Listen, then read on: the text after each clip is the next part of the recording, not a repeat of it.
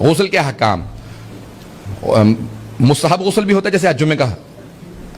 جناب امیر فرماتے ہیں کہ پیغمبر نے مجھ سے کہا یا علی اگر اتنے پیسے ہوں کہ یا کھانا کھا لیں یا غسل جمعہ کر لیں تو کھانا نہ کھائیں غسل جمعہ کر لیں. غسل جمعہ کرنے والے کا جسم قبر کے اندر کیڑے نہیں کھائیں گے. جو غسل جمعہ کرتا ہے، جن کی آپ کو سالم جسم مل جاتے ہیں، وہ غسل جمعہ کرنے والے ہوتے ہیں. اگر مومنین کو فضائل غسل جمعہ پتہ ہوں تو وہ پیسے دے کے جا کے جگہ تلاش کریں، غسل جمعہ وقت پہ کریں.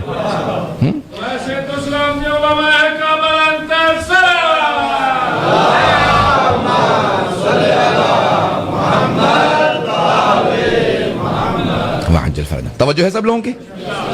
تو غسل جمعہ مستحب ہے. اس کے علاوہ بے انتہا غسل مستحب ہیں. ہمارے فقہاء میں درمیان میں اختلاف ہے کہ غسل جمعہ آیا وضو کو کی کفایت کرتا ہے یا نہیں کرتا. آیت اللہ سیستانی، آیت اللہ وحید خراسانی وغیرہ، آیت اللہ خوئی کے جتنے شاگرد ہیں وہ ان کے بعد سے وہ کہتے ہیں کہ اگر آپ غسل جمعہ اپنے وقت میں کریں، یعنی فجر سے لے کے ظہر کے دوران جمعہ ہی کے دن کریں، تو پھر وضو کی شرط نہیں ہے. لیکن آیت اللہ خمینی، آیت اللہ گلپاگانی، آیت اللہ خامنائی اور دوسرے جو مراجع ہیں وہ کہتے ہیں نہیں. تمام قدماء بھی یہی کہتے تھے کہ آپ کو اس کے بعد وضو کرنا ہے. غسل جمعہ کافی نہیں ہے، اس کے بعد وضو کرنا ہے. یہ ذرا بنیادی چیزیں، چھوٹی چھوٹی چیزیں، لیکن یہ بیان میں نے جلدی کر دیا اس کو. لیکن غسل جنابت کے بعد وضو نہیں کرنا چاہیے، اسی سے نماز پڑھنی چاہیے غسل جنابت کے ساتھ. اب غسل جنابت کے حکام، غسل جمعہ کوئی غسل ہو، میت کا بھی جو غسل ہوتا ہے وہ بھی ایسے ہی ہوتا ہے. بہت سے لوگ کہتے ہیں میت کو کیسے نہلاؤں گا؟ 3 غسل واجب ہیں اس کے بھی، اور وہ ایسے ہی ہوتے ہیں جیسے خود انسان غسل کرتا ہے. بہت سے لوگ پریشان ہو جاتے ہیں، زندہ سے ڈرتے نہیں، مردوں سے ڈرنے لگ جاتے ہیں. زندہ انسان زیادہ خطرناک ہوتا ہے بھائی. سانپ کے دانتوں میں زہر ہوتا ہے، بچھو کی دم میں زہر ہوتا ہے، کیکڑے کے پیٹ میں زہر ہوتا ہے، انسان کے پورے جسم میں زہر ہوتا ہے. بڑا زہریلا ہوتا ہے انسان. آپ تو ایسے سونا جیسے مجھے پتا بس سارا انسان کا. آپ لوگوں کو کچھ نہیں پتا انسان سارے یہاں پہ ماشاءاللہ. میں جلدی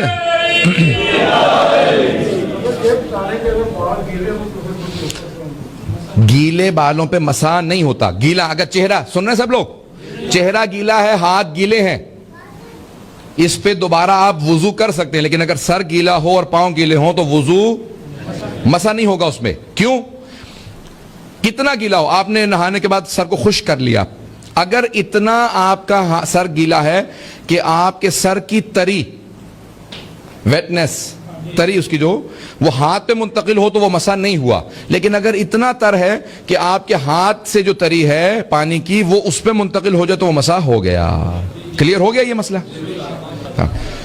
پوچھتے جائیں گے یہ تو وضو غسل اس کے سارے احکام کافی تفصیلی ہیں. اب آئیں ذرا جلدی سے غسل کے احکام بیان کر دوں.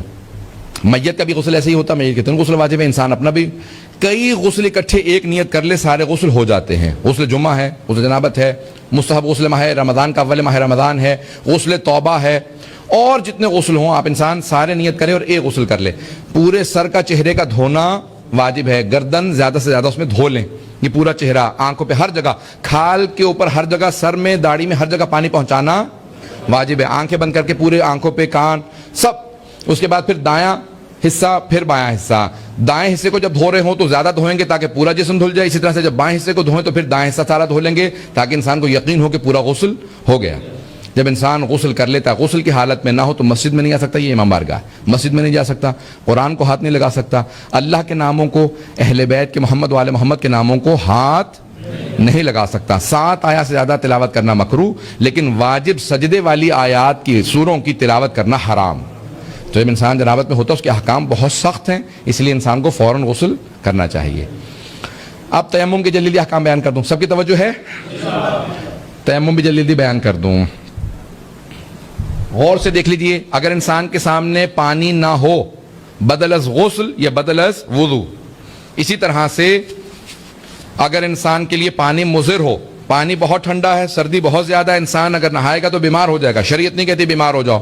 اسی طرح سے اگر وقت نہیں ہے، نماز قضا ہونے والی ہے، تو آپ فوراً تیمم کر کے وضو کر لیں، آپ نماز پڑھ لیں، بعد میں پھر غسل بھی کریں گے. تیمم کیسے کرتے ہیں؟ خاک کے اوپر کریں گے، مٹی کے اوپر کرتے ہیں. یہاں تو اتنی دھول، گرد و غبار نہیں ہوتا. ہمارے ملکوں میں گرد و غبار اتنا ہوتا ہے کہ کپڑوں پہ اگر زور سے ہاتھ ماریں تو اس میں گرد نکلتا ہے. فقہا کہتے ہیں کہ اگر اتنا گرد ہو کپڑوں میں، ابا وغیرہ میں سفر کرتے تھے نا، تو کہ آپ ہاتھ ماریں تو گرد اڑنے لگے تو اس پہ ہو جاتا ہے. ہاتھ ماریں، کیسے ماریں گے؟ سب توجہ سے دیکھیں. وضو کرتا ہوں، تیمم کرتا ہوں، بدل از وضو یا غسل، 2 مرتبہ ہاتھ ماریں گے، اپنی انگوٹھیاں وغیرہ سب اتار دیں. اگر بہت زیادہ مٹی لگ گئی ہے تو اتار بھی سکتے ہیں. اور پھر کیا کریں گے؟ اپنے چہرے کو پہلے اور پھر اس کے بعد ہاتھوں کو. چہرے کو کیسے کریں گے؟ یہی آپ کی مٹی پیشانی پہ دیکھ رہے ہیں مجھے سب لوگ غور سے، کیونکہ پسینہ بہت زیادہ ہے، میں اس کو بار بار میرے ہاتھ جو ہیں وہ بھیگ جاتے ہیں اس سے. آپ نے 2 مرتبہ ہاتھ زمین پہ مارے، اس کے بعد پھر پیشانی پہ. یہ چہرہ آپ کا جو چہرہ دھونا ہوتا ہے اس کی جگہ پہ آپ نے تھوڑا سا چہرے پہ یہ جو مسح کر لیا، چہرے پہ، ماتھا اور آنکھوں کے سامنے دونوں طرف چہرے پہ، بس ناک پہ واجب نہیں ہے. اور پھر اسی طرح سے کلائی، یہ ہے کلائی، یہاں پہ ہاتھ رکھیں گے، پورا ہاتھ رکھ کے انگوٹھا الگ نہیں ہونا چاہیے. یہ آپ نے پورا کا پورا مسح کیا. اسی طرح سے یہ ہاتھ آپ نے پورا مسح کر لیا. یہ آپ کا تیمم ہو گیا، چاہے وضو کی جگہ چاہے غسل کی جگہ. غسل کی جگہ 2 مرتبہ ہاتھ ماریں گے اور اس کا اسی طرح سے آپ تیمم کر لیں گے. وضو غسل تیمم تینوں ہمارے ہو گئے. سب کی توجہ ہے میرے ساتھ؟